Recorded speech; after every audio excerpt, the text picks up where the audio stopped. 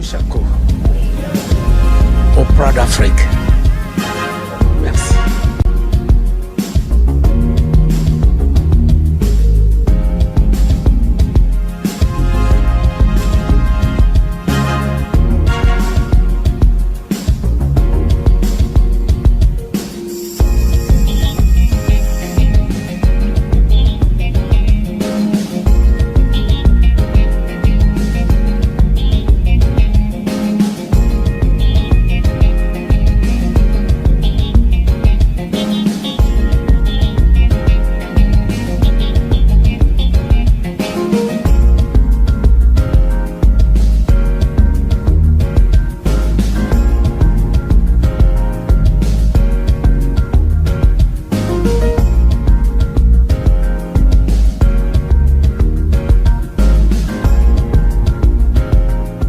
Mesdames et messieurs, bonsoir. Tout dépend de la plénitude. Votre Mado Chaco qui est regardé dans la mondialité, qui vous donne des informations toujours et toujours en temps réel et vrai.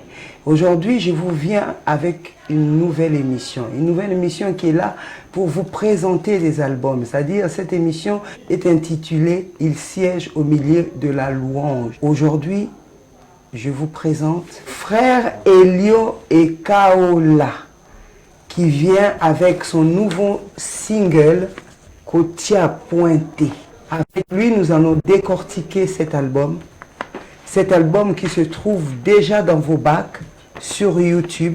Donc je vous demande humblement, comme un enfant de Dieu, de vous abonner sur Elio Ekaola TV officiel sur YouTube. Vous allez entendre, écouter Kotia Pointé. Avec lui, nous allons savoir qui a managé cet album. Avec lui, nous allons savoir comment s'est passé la management, parce qu'actuellement, il n'existe plus pratiquement des producteurs. Il va nous dire où il a trouvé les moyens et comment cela s'est-il fait. Et nous rappelons, comme l'a dit dans l'émission précédente, notre Ike Baali, notre frère Ike Baali, notre Dieu siège au milieu de la louange et non de l'adoration. Bonjour frère. Bonjour. Comment ça va? Par la grâce de Dieu, je vais bien. Je salue aussi tous les amis qui nous suivent en ces moments. D'accord. De là où ils sont, je le bénis et welcome. D'accord, merci beaucoup. Peut-être pour commencer à présenter cette émission, nous allons laisser place au Saint-Esprit qui va prendre contrôle de l'émission afin de pouvoir présenter l'émission correctement. Seigneur, nous bénissons ton nom, nous te rendons grâce parce que tu es bon et merveilleux. Malgré toutes les circonstances, tu nous gardes, tu nous donnes la force d'y croire et de persévérer. Malgré tout ce que le diable est en train de faire, toi tu es avec nous et tu agis. Et nous sommes focus avec toi. Bénis tous les amis qui nous suivent. Et bénis aussi le moment que nous allons partager ici, dans ta présence, dans le nom de Jésus. Amen. Amen. Frère, pourquoi Kotia Pointé, pour la nini kaka Kotia Pointé, Kotia Pointé, mais Jésus-Christ est Seigneur. Ah. Bon, Kotia Pointé, ils ont bon single, ou tout mission l'album où ils ont titre de forte onction. Alors, Kotia Pointé, ils ont parmi les titres de l'album, Autobimisi, pour te payer ça, Bananzambe, te payer ça peuple, Bayuka, titre wana ou bien message wana, parce que tu constaté que Mouté Mamabe et Mingi. Nous avons Nzamba Lingi, tous à Mouté Mapeto. Ko kanela batu, bien ko Bamabe servir à Moutou, bien ko limiter vie à Moutou. Et ça, ka décision à Nzambe. Donc, Moutou, Nzamba Keli na Maïna Makila, Ozana droité, il y a aussi qui s'avère moto. Alors, mais tout le monde a comme un quotidien, dans le milieu, dans biso, dans la famille, dans la misala. Alors, on a appelé ça qui comme avertissement, comme sonnette d'alarme. Il ne faut pas que tu aies point dans la vie à moto, parce que seul Dieu a le dernier mot. Vraiment. Alors, il n'appartient à aucun homme de conduire la vie d'un autre. C'est tout simplement ce qu'il veut nous expliquer. Papa, nga pena na ko retenir yo mingi te lo pesenga nga pena oya kuva ndapembeni nanga poto solo ikamo. Actuellement tu que YouTube est commis. Actuellement tu que mingi comme koleka na YouTube tout ça ba producteur baza vraiment té na côté oyo. Ba moyen nini utiliser qui pour ko sala single oyo. Auto ça les hommes sala nzambe Bible lobby ceux qui nzambe pesi vision après ça appelle provision. C'est lui le maître de l'œuvre qui pourvoit pour que Moussala ezala bien. Voilà pourquoi na ba maigre moyen ou a disponibilité na biso et puis na aide ya bandeko lokola edino image lokola ba frère Ike lokola Maxi Media Studio toza ko réaliser Moussala pe comme nzambe komisama. Vraiment nazo rappeler que sortie officielle les acquis le 5 septembre déjà. Oui, 5 septembre passé. Voilà. Single Kocha Pointé est déjà dans toutes les plateformes de téléchargement sur YouTube sur le petit Kocha Pointé ou malbosi za Kocha Pointé ou abiso parce qu'ils ont balité et puis au Kenya Elio et Kaola officiel na YouTube au Monango au partager na Facebook na Instagram et aller partout et puis au s'abonner pour nous donner la force de continuer le travail. Donc date il y a le 31 décembre date. Donc le 31 décembre ils a sorti album autobé en forte onction. Donc et pas quoi même makasi parce que dans le monde lelo tout le monde ils a dans deux nzela soit nzela satana soit nzela nzambe. Alors dans nzela ya nzambe pas de capacité pour la biso to atteindre l'objectif comme dans nzela satana pe eza na nzela molili o ba Hollanda pour que basimba bakisa makasi bakota banda ko marabu makasi bakota banda ko nganga makasi mais nous sona ezali nul et sans effet na mutu oyo ayebi nzambe pour dire que le tout puissant c'est Dieu, le tout suffisant c'est Dieu. Yango il faut siko ozana onction. Mais ozana na onction il faut dans la forte onction pour faire face à tous les défis qui vont se présenter. Bon siko ndekonanga oyo azota la biso papa.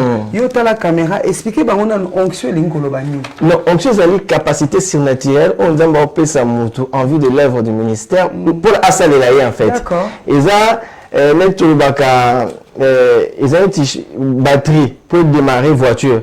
Il faut la charger. Charge wana.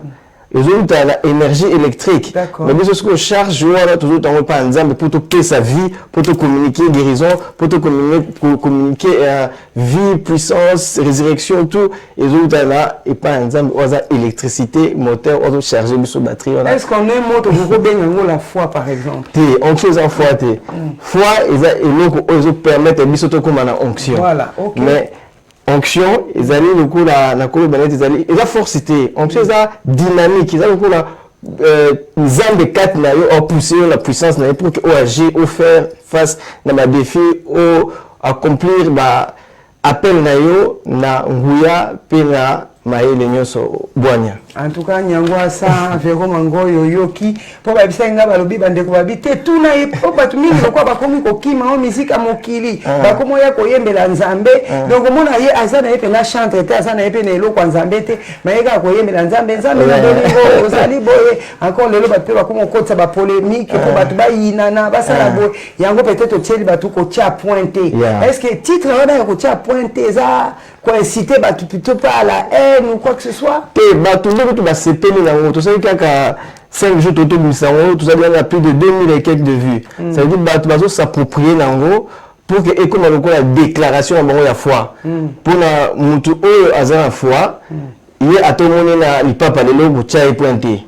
Mutu azana la foi azana Yesu tout le monde le logo azana sans mukanda ko chai pointé parce que mutu oyo azana Yesu ata 23h59,99 dans ça la dynamique. Pour papa na tout lieu pour mon comité tellement compliqué. Pourtant vous quoi qu'on soit mukanda ngo. Tant vous quoi vie na bango c'est quoi ekomata. Agangi de va mokili okoyanga noa. Mais c'est quoi le problème c'est que ba défi et bien que ça m'a dit jour au jour. Au cause de l'eau, au jour il faut savoir une salade. Au jour il faut balade. Si vous ceux qui s'enzaiment de poser le canal, il reste. Il y a un ensemble de coucher à pointer. Continuez avec Dieu. et tu verras qu'il faut la forte onction. Mon toisin a droit au CPLANAE. Non, le bilan Verlin, président Royanga Noa Lobi. Royanga Noa, puisque Nanzamba Salelinga, les loba bakoti keto. Ah, donc, il y a des points. Il y a des points dans la vie.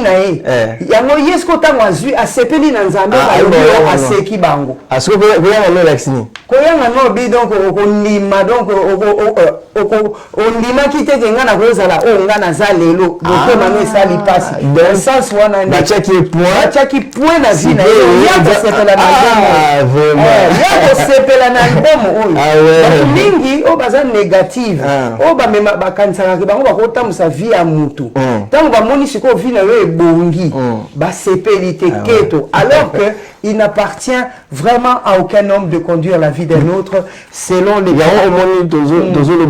Kocha pointé bakususu balingi bazongo na cadre ya mabe.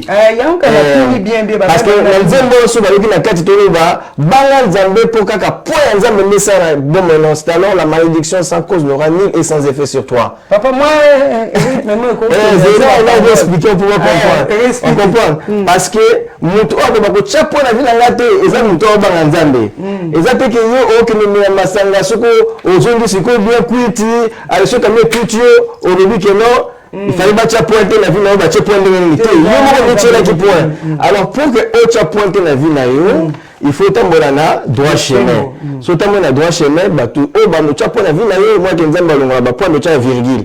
On va tirer le point, on va tirer virgule continue. On va tirer point, on va tirer virgule continue. Et là, on s'y go. Tu as pointé la vie, tu as pointé la vie, nangai. Papa Baxana, tu as pointé la vie à Madé, ça n'a pas.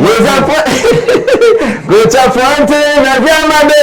Chaco, tu as pointé la vie à Chaco. Alléluia.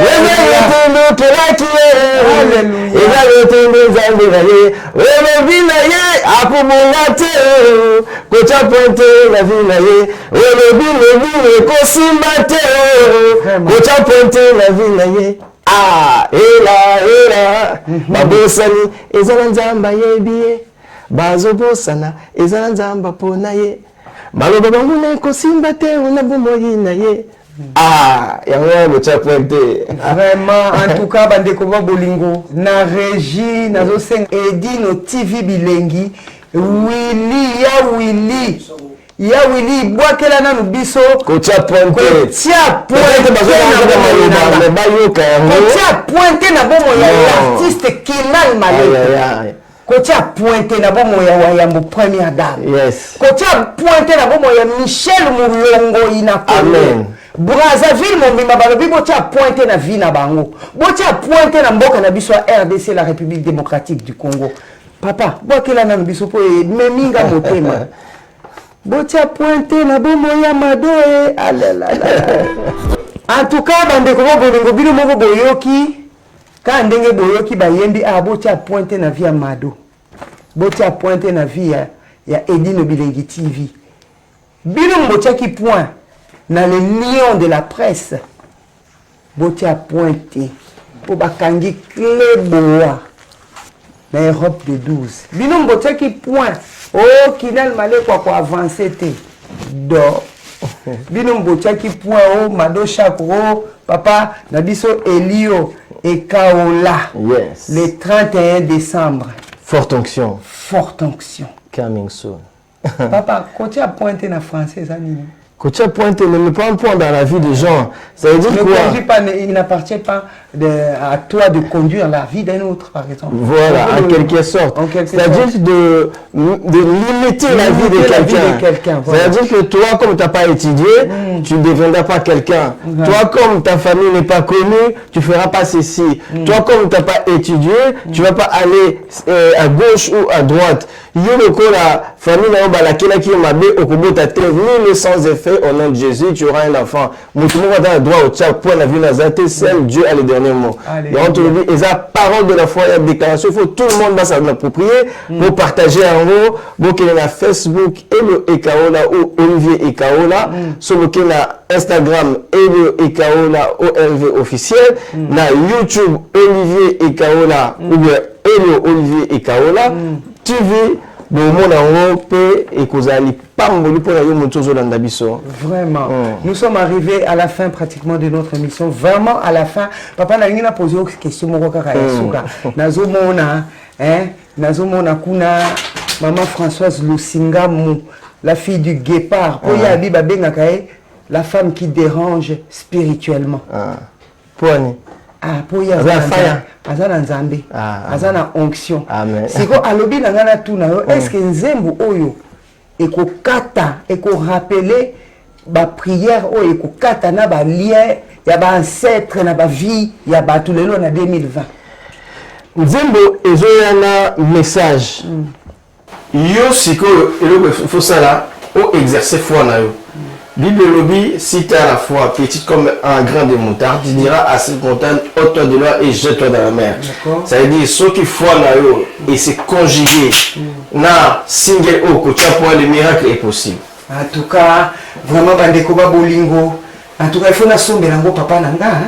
Amen. Il faut na sombe lango papa nanga vraiment. Donc, nous sommes na Amazon, à Deezer, à toutes les plateformes de téléchargement. Ils allaient, on a moins cher aux côtés, au téléchargement, au côté de YouTube, au commis, commentaires, au aimer, au partager, au s'abonner surtout pour que prochainement, tant que vous ça, clip aux pour annoncer album aux Amutaliboso au retard en exclusivité. Vraiment. Et puis nous rappelons que vraiment qu'on soit single Oyo.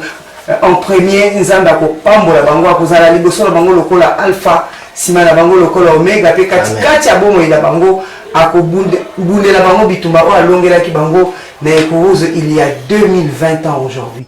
Papa yebisanga pona pour terminer. Quand qui dit single dit combien de chansons? Non, single, exactement. Donc, parce que tu comment belé dans maxi single, tu sais single, tu 4 chansons, on a mis single à 4 chansons. On a mis single à 5 chansons et ça l'a raté. Single les encore mot et anglais, on a dit c'est 1. Ça veut dire donc ceux qui ils allaient mon corps et la single il y a un sont toujours single, ils allaient parmi Banzembo, ils ont un titre, il y a album Forte Onction, il y en a plusieurs. Dans autant le coup là, aux Anabomoy, je suis une étoile, Kocha Pointé, Dieu fera des miracles. Donc il y a plein de titres. Il y a un host au Bimusa qui manque la carte de bon ils allaient Kocha Pointé comme single pour annoncer l'album ils allaient Pamboli vent aux annoncer la pluie. Vraiment papa au sein là encore yo moko bien aux équipes na participation il y a chantre na biso Ikebali bandona bazaki beyo na carte wana nazana faike nazana c'est Paul Bikina voilà partenaire na biso na PC mode de frère Mbuta frère Mbuta papa papa René vraiment donc c'est plus des bien à carte forte onction yo mozo daga comme forte onction c'est que onction za makasi c'est quoi papa nzembo bino boloka ki pe mwana yanga bénédiction libumo et bimisha chante et nous connaissons le conseil ni beaucoup peut kopesa et par rapport à banzembo yo qui a yembi pour na ninga peut beaucoup tana pour ça là quelque chose est-ce que à en mesure na o nzamba tekati na ya pousa na pembeni na bino po a participer pe na likambo si nous Kezia NK OK Kezia je te salue nos portes sont ouvertes soit yeka awa comme na Maxi Media à Tuninga Elio donc directement il aura nos contacts et j'espère que l'adaptation sera facile et que on va travailler pour la gloire de Dieu et peut-être dans un conseil peut-être dans une orientation surtout coaching et sur ce avant de clore notre émission na lingi op ça pe bana oyo lelo ba telemi na eloko wana na kati na bango pona ko liesa nzambe à travers banzembu ko pesa bango moi conseil ya suka. Non, conseil, on a coupé ça, que musique chrétienne et différentes musiques mondaines. C'est parce que tout le monde tout le monde mais il faut tout le monde malgré que tout le monde a appris à tracasser toujours appris la difficulté peut-être tout le monde a appris à bakou parce que tout le monde a battu mais dans le principe musique la musique est différent la musique est mukili donc il faut minimiser cause à la spirituelle qui cause à la charnelle pour la musique pour avoir l'inspiration pour avoir l'orientation et surtout réellement aux autres ensemble pour la op ça on pas na bateau et puis mingi toute sa place la technique T'es les cas spirituels. Spirituel et les cas techniques et suivre. D'accord. Merci. En tout cas, Wayambo, première dame, li passe à Nangamoko, Mado Chako, bébé Moujienga, honorable, baby Singa, tourner la biso, papa na biso, toko s'abonner, bien sûr. Mais, tant que tu as la Bible, tout le monde a que David azalaki ka soka yembi ba maladi bazo bika oh biso nyoso to yembi mais lelo okotia nzembu ya nzambe boye na ndenge banaki na ndenge sile loko moko esalamite papa zo promettre biso pena ke kotia pointe o eko changer plutôt mitema ya batu mabe po boza wana pona ko bongo ni sabatu bino boza neti ba David alelo papa ngana lingi oyebisa batu kotia pointe derrière ça ils a caché est-ce qu'ils allaient neti banzembo oh David abandai ko yemba na to le ba David azaye mutuloko la ngana yo mais la Bible dit David il avait en lui l'esprit du Seigneur. Quand l'esprit du Seigneur se mouvait sur lui, c'est alors qu'il faisait tous ses exploits en chantant et l'onction de Dieu travaillait pour délivrer les gens. Il y a aussi comme on dit qui n'a titre album au forte onction pour que message autour ça ils accompagnent le souffle de Dieu parce que bisoté tout ça là ba miracle bisoté tout délivrer bateau et dès que David était nous dans ça la chose qui était en David tant on voit Samuel pas qui est onction il a été transformé en quelqu'un d'autre il y a moi c'est que biso et ceux qui osent la onction comme l'album c'est intitulé Forte onction, ça veut dire ceux qui osent la onction quand tu chanteras les miracles suivra la guérison et ça va toucher les gens. Et la foi, bien sûr, voilà. de tout un chacun. Et surtout, la foi de tout un chacun. Voilà. La foi est une ferme assurance des choses qu'on espère. Et une démonstration de celles qu'on ne voit pas. Celles qu'on ne voit pas. En tout cas, Tosukiwana, merci beaucoup, papa. Merci beaucoup, la maman Chako. Merci beaucoup, la Edine Image, les meilleurs du Paris. Oh non, Edine Image. Vraiment. Donc là, c'est du staff Mobimba. Donc, c'est un plaisir. Il y a eu la réalisation. Il y a donc qui a managé Bisso. Donc, l'équipe bien pour la première fois. Je suis content. Je crois que tous les ongles, pour tous ces missions, mon plan est bien en exclusivité. Pour la bande de Sobo, merci. Ah, Kunda Yabaya Wilina. Kinal Maleko, merci beaucoup. Donc, les lois qui donc Nayambi, Kinal Maleko, na pesi pena merci bino mo boyo qui peut ba conseil, apé ça qui bino, Nayambi li pe bino, papa na bino, au moins Kinal hein. Ah, donc Kinal pena za qui on n'a pas moyen pour la présence na ele na plateau. Et yeba le ba ke loko moko esimba ki motema nanga oezo kutana na kotia pointe. Ah ouais. Alobi Mado Chako yebinga. Na sala ka musala o te pona ko star. Pour qui star nanga et où t'as pas yé mon comme konzi naza la besoin te comme toi matisanga na la besoin kaka batuba mone loko nzambe atikati na nga pona gloire ya nzambe pour moni papa kinal tant wa sekisaka papa oza na souci na yo ole souci même malade ma casse papa oui que souci pe na mona mutu mususu mona zo sala souci zo batelo ni zo pesa nzoka un cœur joyeux rend le visage serein kasi nzamba bino surtout prospérer c'est ndenge ame na biso ezo prospérer sikoyo bango ntango aye asekisi tozalaki na pasi okomi joyeux en tout cas nzambe akanisela kinala vraiment aza mutu na nzambe mpe ezokotali te celui qui procure la joie et ami de Dieu vraiment en tout cas bandeko na ngai merci beaucoup d'avoir suivi votre Mado Chako aujourd'hui na ba invité na ye toza na papa Elio et Kaola officiel TV beau s'abonner babi les lions de la presse balobi Edino TV bilengi ya Willy ya Willy nanga na régie balobi ba maman nanga nyoso ba souhaiter ngai bon anniversaire Emily Air Coiffure ya baleki ba souhaiter biso bon anniversaire maman Brigitte Katanda maman Nyangwasa bino mo bomoni CD na bino bomoni musique na bino bo s'abonner balobi la tia ki point na ba vie na bino waya frère Elio et Kaola alobi na forte onction nzamba pesa ki bango pona koyemba ba tei pena ba oyo baza ya keto lobi nango Verlin Acha point la vie à Mado et l'ôté. Donc, en tout cas, merci beaucoup. Moi, bien, c'est ça la rapée. Amen. Hein, Bye bye. Merci beaucoup. C'est un plaisir. À très, très, très, et à très bientôt. Mado Chako Nabine. Mado Chako, au Prod d'Afrique.